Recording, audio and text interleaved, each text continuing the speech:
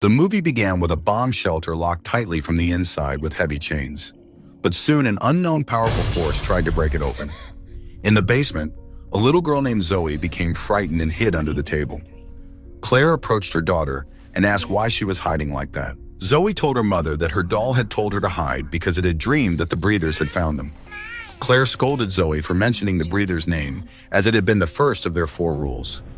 She assured Zoe that her father had been watching all night, just as he always did, to keep them safe. At that point in time, 99% of humanity had been wiped out by a deadly airborne virus.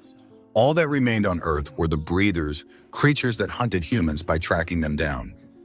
That was why Claire and her family had taken refuge in a bomb shelter. Ray returned through the hatch after standing guard all night, and Zoe was delighted to see him. She asked her father if the locks were still holding fast.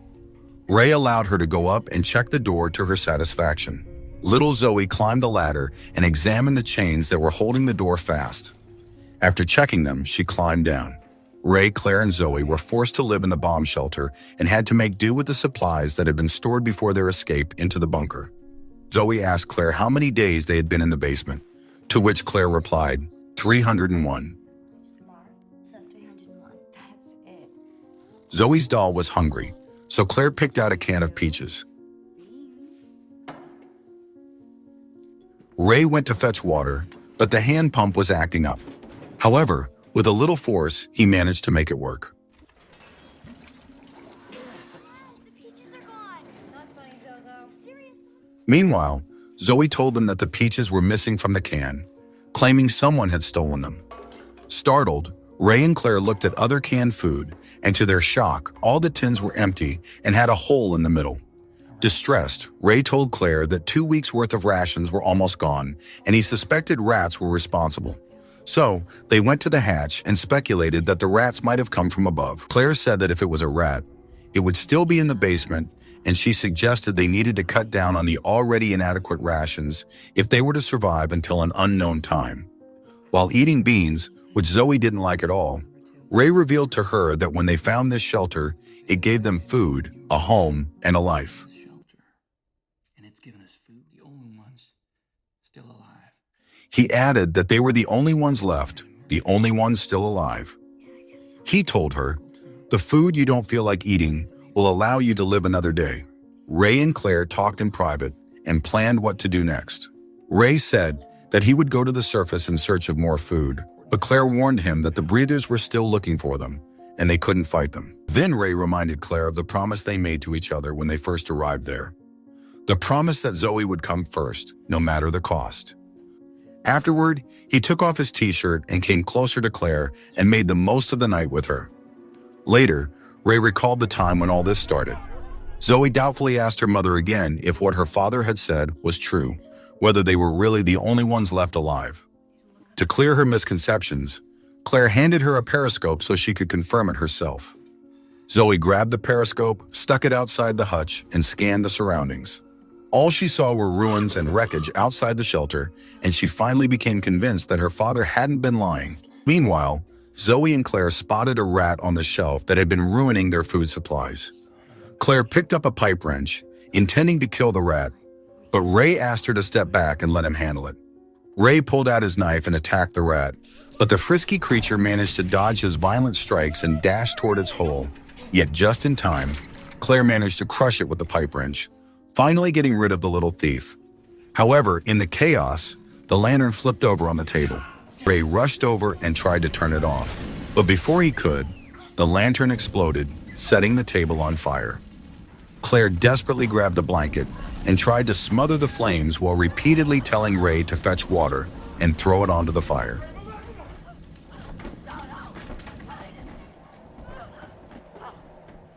Terrified by the close call, Zoe hid under the bed. Ray and Claire tried to assure her that no one was hurt and everything would soon be all right, but Zoe quietly muttered that nothing was going to be okay and that the breathers would soon see the rising smoke from the hatch. Claire flashed back to a time when everything in their lives was going well. During this memory, Zoe arrived and asked Ray why he hadn't told her that her friend Joey was going on vacation, since she and Joey were supposed to play Marco Polo. Claire looked out the window and noticed their next-door neighbor, Ted Neary, preparing to leave in a hurry. Curious, Claire and Ray stepped outside and asked Jillian and Ted if everything was all right, but neither of them responded. Instead, they rushed back into their house to gather more things. Then Joey told Claire that the government had ordered the townspeople to vacate the area because there was a virus outbreak that changed people. Moments later, Jillian hurried over, grabbed her son, and drove away in a panic, leaving Claire and Ray in suspense. The story then shifts back to the present, showing Claire and her family looking up at the hatch, fearing the breather's arrival. Ray took the periscope and scanned the surroundings, trying to determine if any breathers were lurking near the shelter door, but all he saw was dense smoke rising into the sky. Claire and Zoe panicked, telling Ray that the breathers would soon find them. I'm just trying to figure out what the hell to do. So let them come. They've searched, and they're not going to find us now. Ray decided to go to the surface to cover the ash before the breathers could locate them. Claire told Zoe to lock the door tightly as soon as she heard anything up there that wasn't them. What happens up there, no matter what you hear, promise. After that, Claire climbed the ladder to help Ray cover the ash and conceal the shelter door. Zoe came to the hatch, following her parents' heavy footsteps.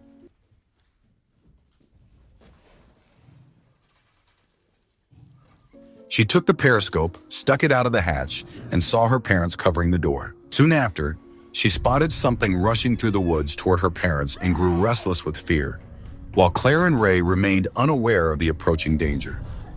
Zoe climbed the ladder, slipped out of the shelter, and screamed to warn her parents in time. She called out to them, unknowingly drawing the breathers' attention toward her. Before anything could happen, Claire rushed over and covered Zoe's mouth. At that moment, a herd of terrified deer burst out of the woods and ran past them, as if something truly evil was pursuing them. Realizing that something was heading their way, Claire immediately sprinted back to the shelter with her daughter and husband, and they managed to get inside just in time. Ray locked the door with heavy chains and heard footsteps approaching on the surface. He and his terrified family followed the sounds to the hatch. Meanwhile, little Zoe began trembling with fear, but Ray calmed her with gentle fatherly affection. You hug all your stuffed animals. Afterward, he turned his attention to the footsteps on the surface approaching the hatch. In the meantime, Zoe's doll became stuck to a water pipe by a loop, and soon after, the wire snapped, causing the voice box of the doll to turn on. Ray rushed and tore apart the doll to destroy its voice box, but it was too late as the breathers lurking on the surface had heard the noise. Hold fast, right, Dad? The breathers began trying to break into the shelter, prompting Claire to hurry to the ladder to brace the door.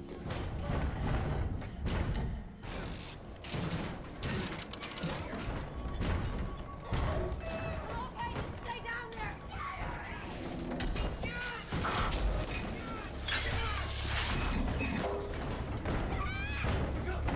Ray climbed the ladder in a rush with a metal pipe and braced the door, but in the meantime, one breather managed to break one of the hinges and almost opened the door. Claire witnessed yellow glowing eyes stalking her, but before the breather could burst in, Ray struck it with the pipe, keeping it off the door. Then, Ray and Claire got down from the ladder and sat against it with Zoe. Zoe noticed that the breathers were still roaming nearby the shelter. Shortly after, the entire shelter began shaking, making Ray and Claire realize that the breathers were trying to bring it down.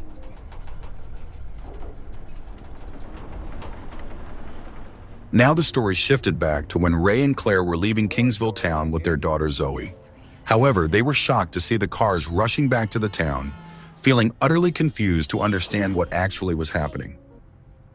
It was dangerous. Ray, watch out! Ray pulled over, got out of the car, and learned that the government ordered the civilians to go back to the town in order to prevent the virus outbreak. Meanwhile, a piece of stone fell onto Ray's car from the mountain, which was already shaking violently, as if something gigantic were about to turn it over. With this, the story returned to the current time, showing the breathers banging on the door.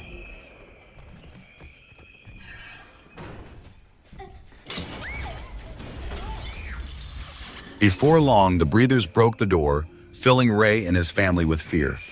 The breathers descended into the shelter, prompting Claire to throw a lantern at the curtain in order to keep them off. This bought them some time to escape through the vent. Ray helped Claire and Zoe escape the shelter.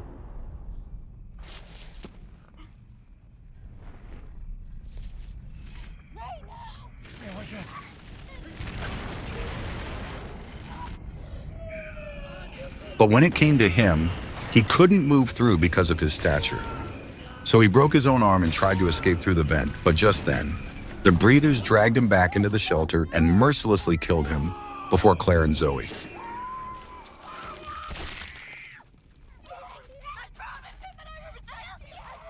Claire calmed Zoe and sprinted to a safe place after spotting breathers approaching them. Shortly, Zoe and Claire ultimately returned to the exit zone, only to see a towering wall sealing the exit.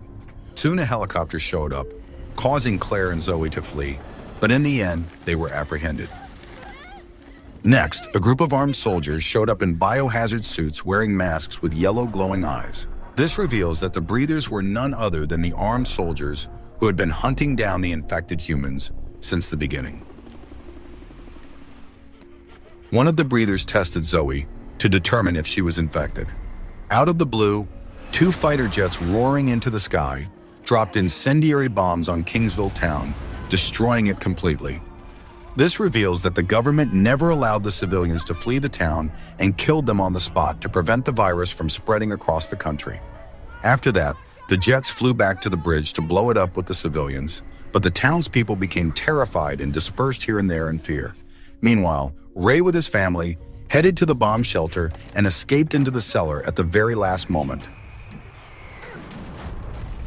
After that, Ray found the shelter already equipped with adequate food supply and made it his home until the virus disappeared. Zoe asked Ray how long they would have to stay inside, to which he replied he didn't know.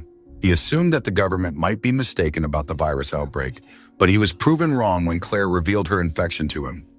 She told him that the shelter door cut her, making her infected. So she revealed that they all had become infected. Here, Zoe's blood turned out to be black in testing. The breather lieutenant ordered his men to kill both of them since they were infected and would infect the others. Claire begged them to spare her daughter's life, but just then, Ray arrived and killed some of the breathers in the blink of an eye, buying Claire some time to flee with Zoe.